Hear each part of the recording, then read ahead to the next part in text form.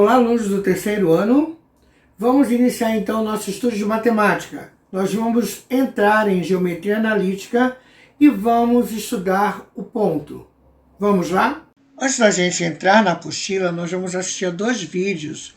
Um fala sobre René Descartes, que é o pai da geometria analítica, e outro fala da geometria no dia a dia, para que vocês entendam a importância desse conteúdo. Depois a gente vai entrar na apostila e vamos fazer os exemplos e vocês já vão começar a resolver as atividades propostas, que vão ser me entregues tudo dia 8 de março. Geometria analítica é a parte da matemática que trata das propriedades e medidas das extensões dos seus três aspectos: uma linha e superfície ou volume. A geometria surgiu com a necessidade humana de demarcar e dividir terras férteis para o cultivo de alimentos. Isso logo no início da agricultura. A própria palavra geometria nos indica isso. Ela veio do grego geometria. Em geo significa terra e metrin, medida. Um pouco depois, ela começou a ser utilizada para outras atividades, também ligada à agricultura, observação e previsão do movimento dos astros, que auxiliava medição da duração das estações climáticas e determinavam quais eram os momentos ideais para o cultivo de certos alimentos, e também para a construção das primeiras moradias, que possibilitou o surgimento das primeiras vilas e depois das cidades. Os primórdios e a geometria era uma ciência empírica, ou seja, não se guiava por critérios científicos, mas sim por mera observação, o que não permite a obtenção de resultados precisos, apenas aproximados. Mesmo assim, este conhecimento foram utilizados para a construção de templos e pirâmides do Egito Antigo e da Babilônia. O aprimoramento da geometria como uma ciência exata teve início na Grécia com Tales de Mileto, que viveu entre os séculos 7 e 6 a.C. e teve continuidade na escola pitagórica Platão e Euclides de Alexandria, entre outros. Geometria como ciência dedutiva foi criada pelos gregos, mas apesar do seu brilhantismo, faltava operacionalidade à geometria grega. Isto só iria ser conseguido mediante a álgebra como um princípio unificador. Os gregos, porém, não eram bons em álgebra. Mais do que isso, somente no século XVII a álgebra estaria razoavelmente aparelhada para uma fusão criativa com a geometria. O fato de haver condições para uma descoberta não exclui o toque de genialidade de alguém. E no caso da geometria analítica, fruto dessa fusão, o mérito não foi de uma pessoa só.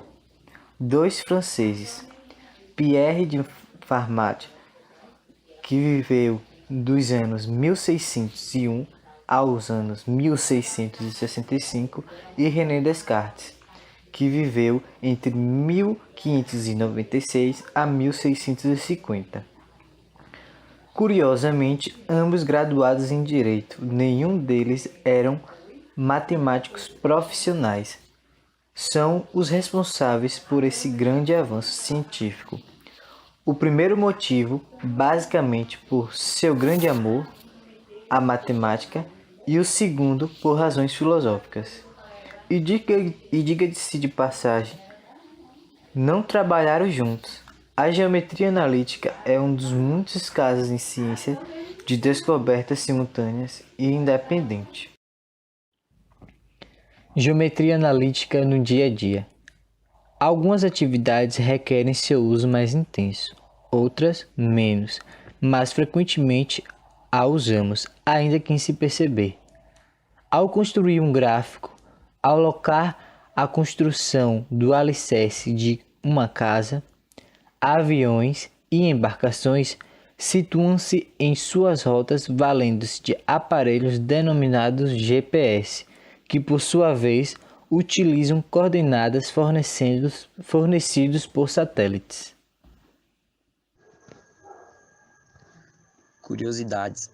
A geometria nos permite o uso dos conceitos elementares para construir outros objetos mais complexos como pontos especiais, retas especiais, planos dos mais variados tipos, ângulos, médias, centros de gravidade de objetos e etc. Talvez a criação mais famosa de René na matemática ocorreu quando ele estava na cama observando uma mosca voar e percebeu que toda posição ocupada pela mosca poderia ser determinada pela intersecção de 3 planos ortogonais, paralelos à face do quarto. Com isso, ele desenvolveu o sistema de coordenadas utilizados até hoje para produzir gráficos bidimensionais e tridimensionais. Esse princípio levou ao desenvolvimento de uma geometria baseada em suas próprias observações, a geometria analítica. Construída no século 25 a.C., a pirâmide de Khéops é considerado uma Geometria no Dia a Dia.blogspot.com orgulhosamente apresenta Conceito e História da Geometria. A geometria é a parte da matemática que trata das propriedades e medidas das extensões nos seus 3 aspectos, como a linha, a superfície ou o volume. A geometria surgiu com a necessidade humana de demarcar e dividir terras férteis para o cultivo de alimentos. Isso logo no início da agricultura. A própria palavra geometria nos indica isso. Ela veio do grego geometrein, em que geo significa terra e metrein, medir.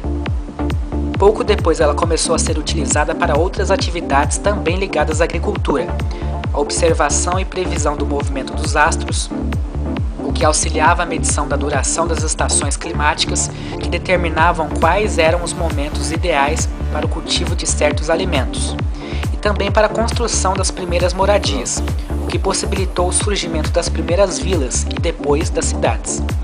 Em seus primórdios, a geometria era uma ciência empírica, ou seja, não se guiava por critérios científicos, mas sim por mera observação, o que não permitia a obtenção de resultados precisos, apenas aproximados. Mesmo assim, estes conhecimentos foram utilizados para a construção de templos e pirâmides do Egito Antigo e da Babilônia. O aprimoramento da geometria como uma ciência exata teve início na Grécia com Tales de Mileto, que viveu entre os séculos 7 e 6 a.C. e teve continuidade com a escola pitagórica, Platão e Euclides de Alexandria, entre muitos outros. A Aninha tem uma dúvida. Vamos saber qual é? E quanto à geometria analítica? O que é e como surgiu? A geometria analítica, também chamada de geometria cartesiana e de geometria das coordenadas, é o estudo da geometria através das coordenadas e dos princípios da análise e da álgebra. O sistema de coordenadas cartesianas é usado de maneira geral para manipular as equações para planos, retas, curvas e círculos. Mesmo sendo brilhante, a geometria grega era pouco operacional. E isto só iria ser conseguido mediante a álgebra como princípio unificador. Os gregos, porém, não eram muito bons em álgebra. Somente no século XVII a álgebra estaria razoavelmente aparelhada para uma fusão criativa com a geometria. No caso da geometria analítica, fruto dessa fusão, o mérito não foi de uma só pessoa. 2 franceses, Pierre de Fermat, que viveu de 1601 a 1665, e René Descartes, que viveu entre 1596 e 1650, curiosamente ambos graduados em Direito, nenhum deles matemático profissional, são os responsáveis por esse grande avanço científico. O primeiro movido basicamente por seu grande amor à matemática e o segundo por razões filosóficas. E diga-se de passagem, não trabalhavam juntos. A geometria analítica é um dos muitos casos em ciência de descobertas simultâneas e independentes. A geometria analítica, como é hoje, pouco se assemelha às contribuições deixadas por Fermat e Descartes. Mas, cada um ao seu modo, sabia que a ideia central era associar equações a curvas e superfícies. Neste, particularmente, Fermat foi mais feliz. Descartes superou Fermat na notação algébrica. Aninha, quer saber outra coisa? Aqui trabalharemos com a reta. Qual é o seu conceito na matemática? Segundo definição do site somatemática.com.br, reta, em seu conceito primitivo, é um conjunto infinito de pontos alinhados de tal forma que os segmentos com extremidades em dois quaisquer desses pontos têm sempre a mesma inclinação. E por hoje é só. Converse conosco pelo e-mail geometriajl@gmail.com e acesse o nosso blog. O endereço é geometrianodiadia.blogspot.com. Obrigado pela atenção e paciência. Até a próxima. Quando cheguei tudo estava virado. Apenas me viro, mais eu mesma viro os olhinhos. Só entro no jogo porque estou mesmo depois de esgotar o tempo regulamentar. De um lado um olho desaforo que diz o meu nariz arrebitado e não leva pra casa, mas se você vem perto eu vou lá. No canto do cisco, no canto do olho, a menina dança dentro da menina. A menina dança e se você fecha o olho, a menina ainda dança dentro da menina. Ainda dança até o sol raiar, até o sol raiar, até dentro de você nascer o que há. Quando cheguei tudo estava virado. Apenas viro, mais eu mesma viro os olhinhos. Só entro no jogo porque estou mesmo depois de esgotar o tempo regulamentar. De um lado o olho desaforo que diz o meu nariz arrebitado e não levo pra casa, mas se você vem perto eu vou lá. No canto do cisco, no canto do olho, a menina dança dentro da menina. A menina dança e se você fecha o olho, a menina ainda dança dentro da menina. Ainda dança até o sol raiar, até o sol raiar, até dentro de você nascer. O estudo do ponto na visão da geometria analítica. Introdução ao assunto sobre geometria analítica, o ponto. De acordo com Noé, 2019, a geometria analítica é um campo da matemática em que é possível representar elementos geométricos como pontos, retas, triângulos, quadriláteros e circunferências, utilizando expressões algébricas. As expressões algébricas são derivadas da ideia de uma união de pontos que seguem determinado padrão. Pontos esses que são dispostos em um sistema de coordenadas proposto por René Descartes. A geometria analítica tem como principal objetivo descrever objetos geométricos utilizando um sistema de coordenadas, o plano cartesiano. Esse plano consiste em dois eixos reais perpendiculares entre si.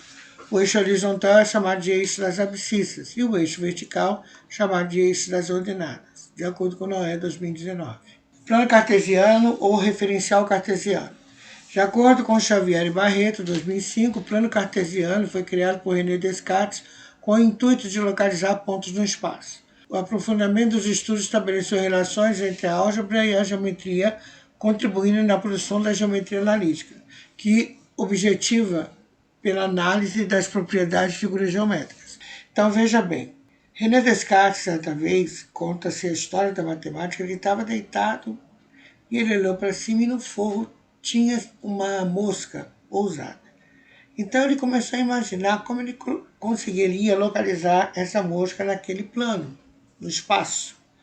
Ele começou a imaginar retas que unissem ao ponto que seria a mosca. Surgiu então as coordenadas cartesianas.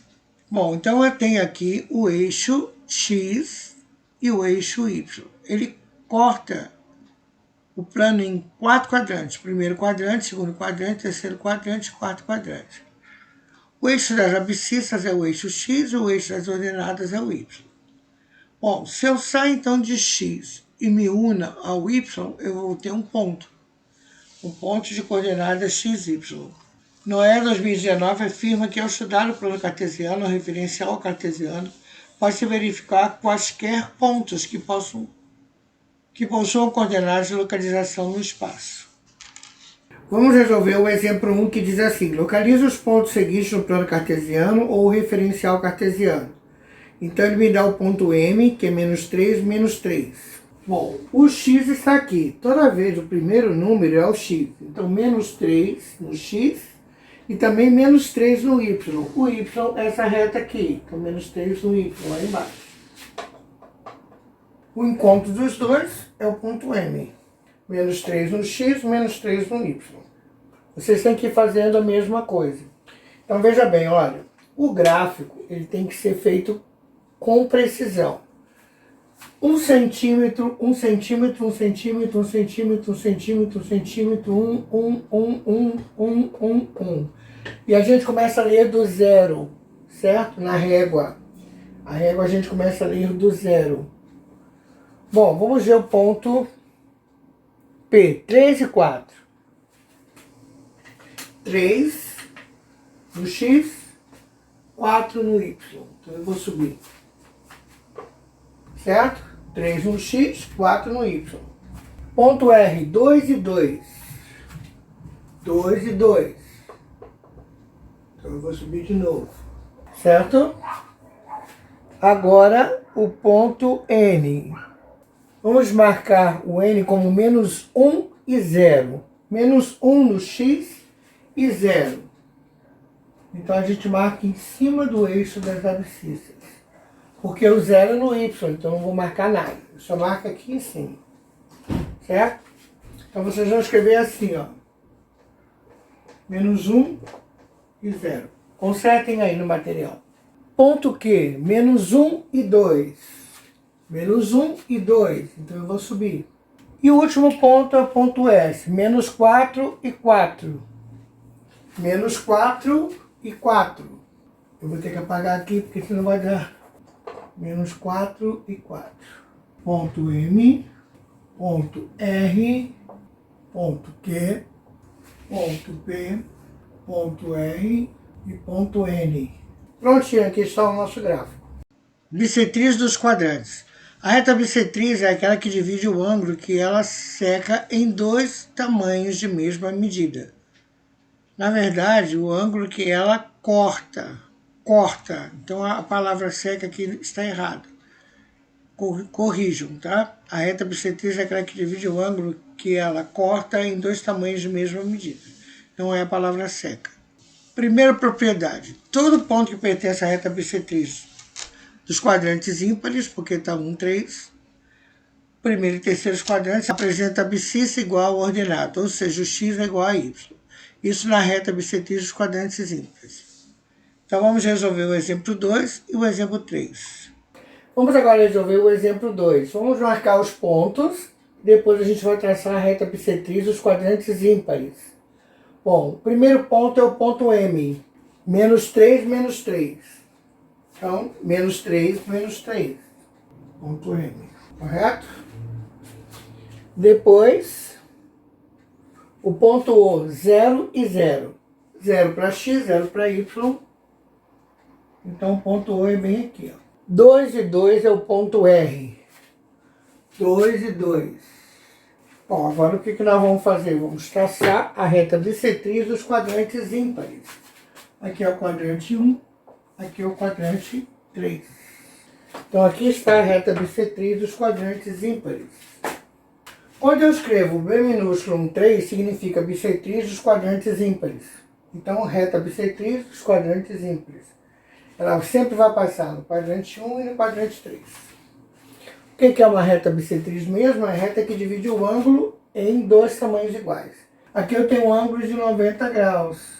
Ó, se eu unir aqui, ó. Isso aqui vai ser 90 graus. Então aqui vai ficar 45 e 45. 45 mais 45 dá 90 graus. Vamos resolver então agora o exemplo 3. O exemplo 3 diz assim: determina o valor de n dos pontos A e B, de forma que o ponto dado por sua coordenada pertença à bissetriz dos quadrantes ímpares, sendo A 2n,4 e B 10, 2n-4. Bom, então veja bem. Os pontos que pertencem à reta bissetriz dos quadrantes ímpares, nós temos que o x tem que ser igual a y. Então,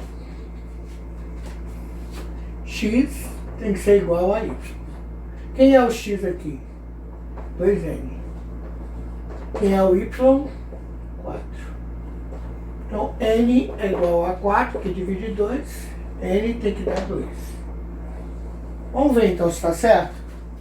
2n, 2 vezes 2, 4. 4 e 4 ficam iguais, x igual a y.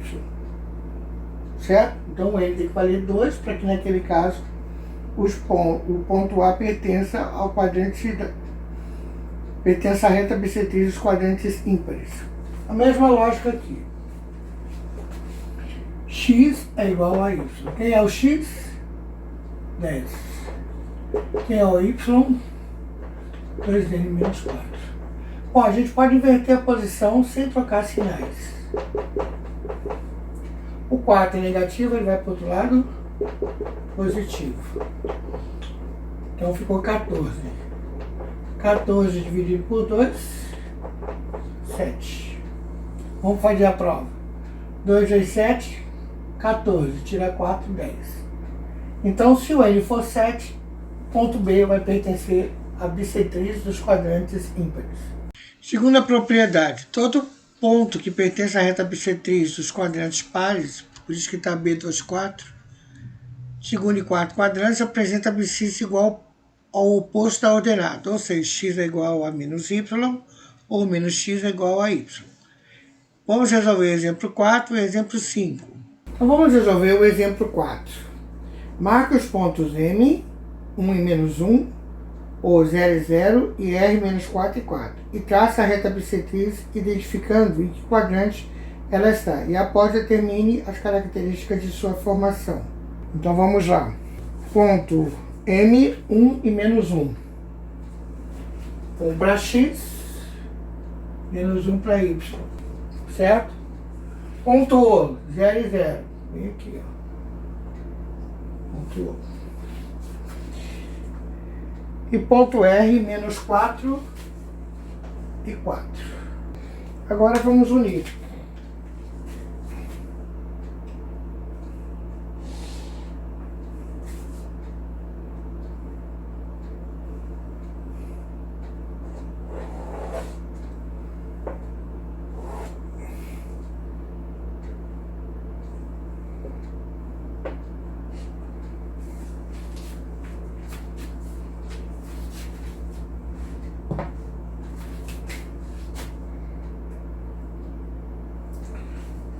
Bom, a característica então é que ela passa no segundo quadrante e no quarto quadrante.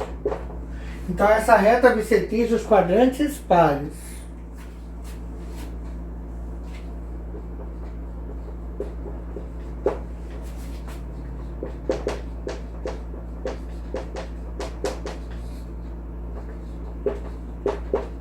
Então, em matemática, basta escrever B24, que eu leio, reta bissetriz do quadrante par, dos quadrantes pares. Vamos resolver agora o exemplo 5. No exemplo 5 diz assim: determine o valor de P dos pontos A e B, de forma que o ponto dado por sua coordenada pertença à bissetriz dos quadrantes ímpares, sendo A 4P mais 2,6, então aqui é o X,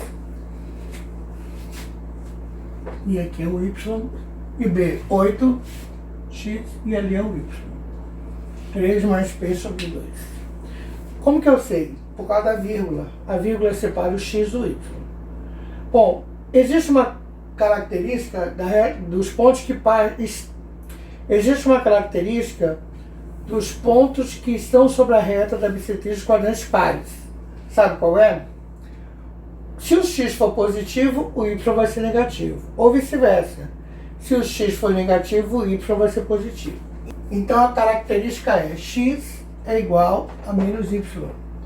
4p mais 2 é igual a menos 6.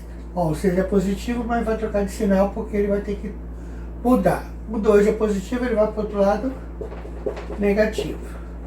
Devo 2, devo 6, devo 8.